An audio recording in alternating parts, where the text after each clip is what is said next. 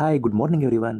ಇವತ್ತು ನಾನು ನನ್ನ ಹೆಂಡತಿ ಅಕ್ಕಿ ರೊಟ್ಟಿ ಮಾಡೋಣ ಅಂತ ಬೆಳಗ್ಗೆನೆ ಡಿಸೈಡ್ ಮಾಡಿ ತರಕಾರಿಗಳನ್ನೆಲ್ಲ ತುರಿಯೋದಕ್ಕೆ ರೆಡಿ ಮಾಡ್ಕೊಂಡ್ವಿ. ಫಸ್ಟ್ ಬೀಟ್ರೂಟ್ ತುರ್ಕೊಂಡ್ವಿ, ಬೀಟ್ರೂಟ್ ಪಲ್ಯಕ್ಕೆ ಅಂತ. ಅದ್ರ ಜೊತೆಗೆ ಆನಿಯನ್ ತುರ್ಕೊಂಡು, ಹಾಗೆ ಸೌತೆಕಾಯಿ, ಕ್ಯಾರೆಟು, ಹಾಗೆ ತೆಂಗಿನ ತುರಿ ಇದನ್ನೆಲ್ಲ ಸಣ್ಣದಾಗಿ ತುರ್ಕೊಂಡ್ವಿ. ಅದ್ರ ಜೊತೆಗೆ ಸ್ವಲ್ಪ ಸಬ್ಸಿಗೆ ಸೊಪ್ಪು ಹಾಗೆ ಕೊತ್ತಂಬರಿ ಸೊಪ್ಪನ್ನ ಕೂಡ ಸಣ್ಣ ಸಣ್ಣದಾಗಿ ಹಚ್ಕೊಂಡ್ವಿ. ಸ್ವಲ್ಪ ಚಿಲ್ಲೀಸ್ ಕೂಡ ಹಾಕೊಂಡು ಚೆನ್ನಾಗಿ ಮಿಕ್ಸ್ ಮಾಡ್ಕೊಂಡ್ವಿ.